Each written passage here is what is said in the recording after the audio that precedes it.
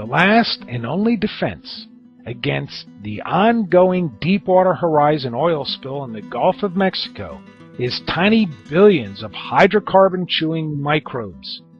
In fact, the primary motive for using more than 830,000 gallons of chemical dispersants on the oil slick, both above and below the surface of the sea, is to break the oil into smaller droplets that bacteria can more easily consume.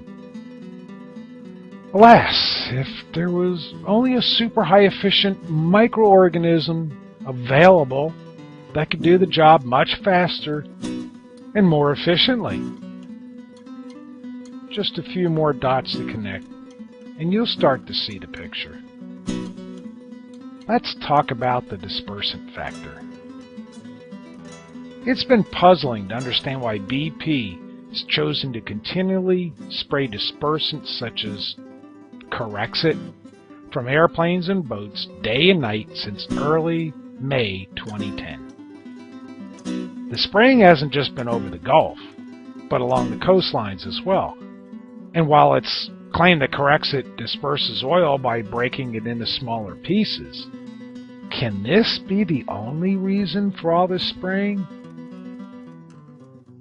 In recent tests of rainwater originating from the Gulf of Mexico, natural mineral elements such as copper and iron were found along with nickel, aluminum, and manganese. Now that's very unusual for rain clouds originating from a saline ocean. The only logical explanation is that these elements were introduced to the Gulf water where they were drawn up by the rain clouds. The only way that could have happened is from aerial and surface spraying and or below surface injection. Are these ingredients of Corexit the dispersant? Well, not according to Nalco, the manufacturer. So then these natural earth elements must have been added to what's being sprayed along with the Corexit. But why? What benefit is there to add elements like copper or iron to seawater?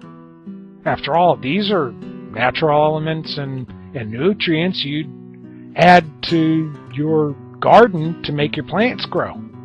So why add them to the seawater? Bacteria thrive in rich nutrient environments. Natural minerals are necessary building blocks for the nutrients that bacteria thrive on. Think of it as hydrofertilizing the Gulf to make it a better nutritional medium for real hungry oil-eating bacteria.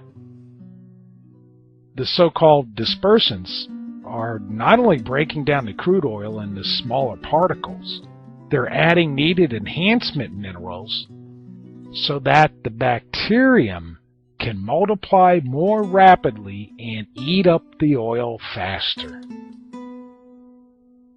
Such bacteria are called bioremediators. Now, you know, some more dots are forming and the picture's getting a little bit larger. We're getting close. Let's discuss why Cynthia has a cousin. The only ingredient missing is a new and previously unknown genus of hydrocarbon-eating bacteria that can survive cold water depths, where the lakes of oil and tar now sit, so that it could degrade it faster than any known natural bacterias. In a paper published in the journal Science, Terry Hazen and his colleagues at Lawrence Berkeley National Laboratory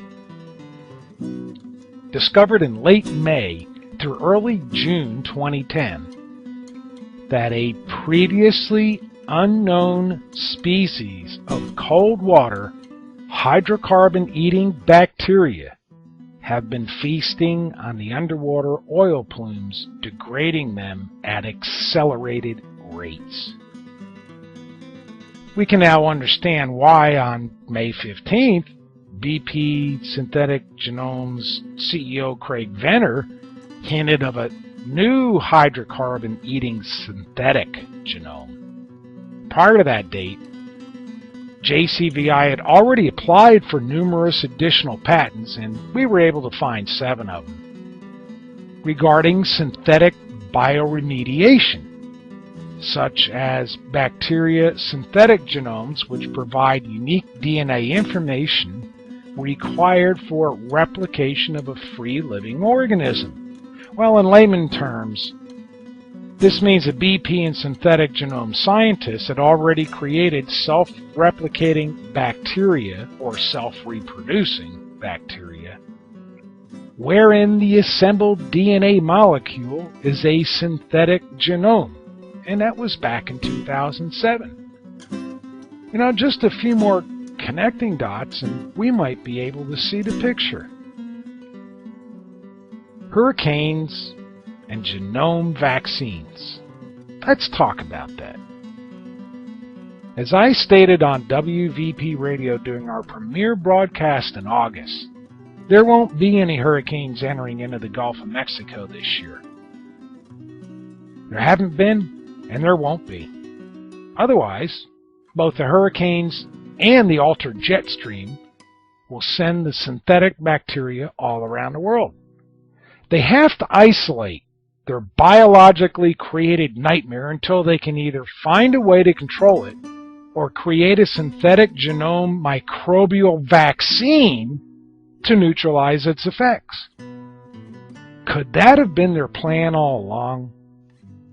On October 7, 2010, Synthetic Genomics, the BP Equity Investment Company, and JCVI announced the formation of a new company named Synthetic Genomics Vaccines Incorporated. This privately held company will focus on developing the next generation of vaccines using JCVI's genomic sequencing and synthetic genomic expertise, coupled with the intellectual property and business of synthetic genomics, and that will significantly advance and enhance vaccine development. Now, how amazing that the BP Synthetic Genomics Alliance now has its own vaccine company for patented or patent-pending immunizations. But at what cost to humanity? It's convenient and very profitable to not only create synthetic bacteria, but to also offer a vaccine in case there are any problems.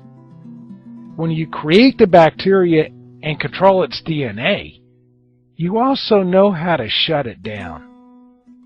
Definitely, BP is beyond petroleum.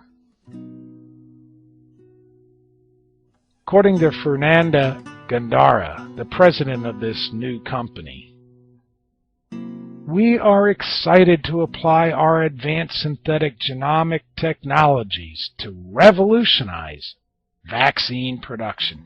Yes, Fernanda, I'm sure you and BP are. But what are the human effects?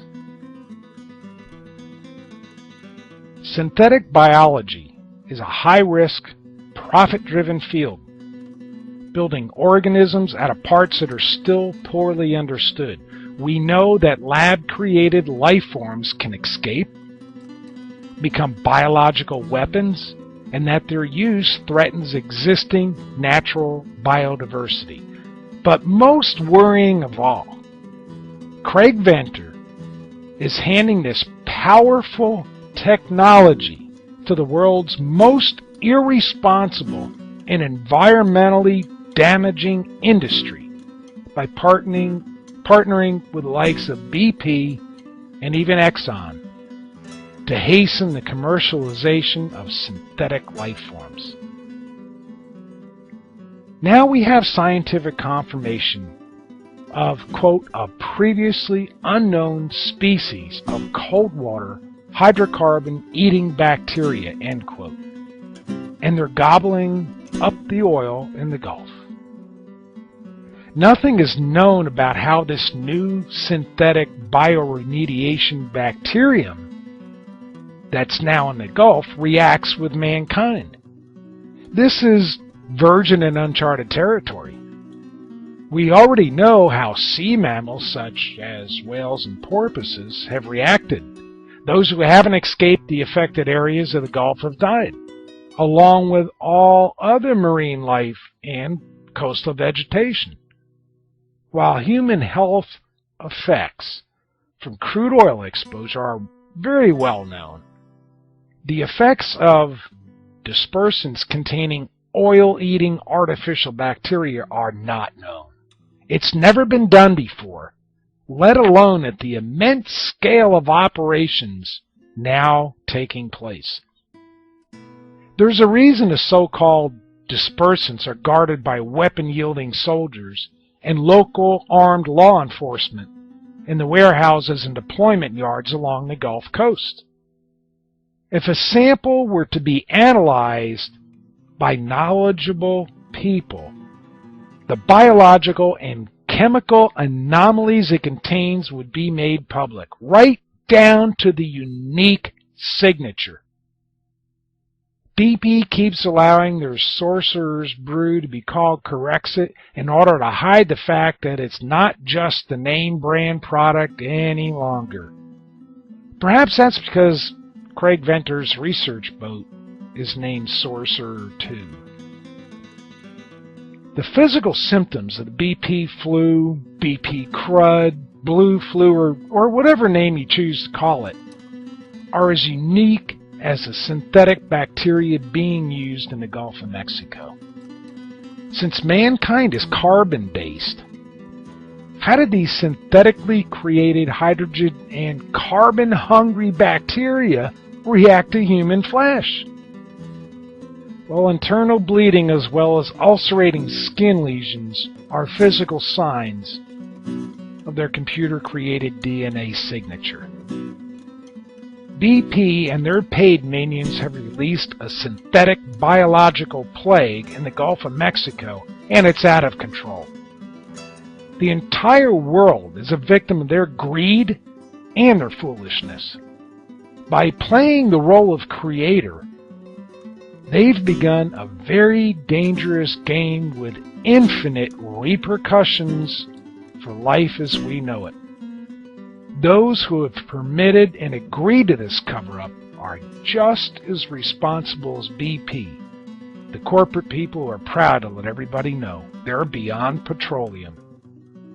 Those of us living on the Gulf Coast must demand from every politician and every government agency from the national right down to the local level a full explanation as to why they allowed this to happen and why they are allowing it to continue. They're all responsible for lying to us and covering up the truth. Have you connected all the dots yet? Do you see the complete picture yet? The Gulf Blue Plague has evolved.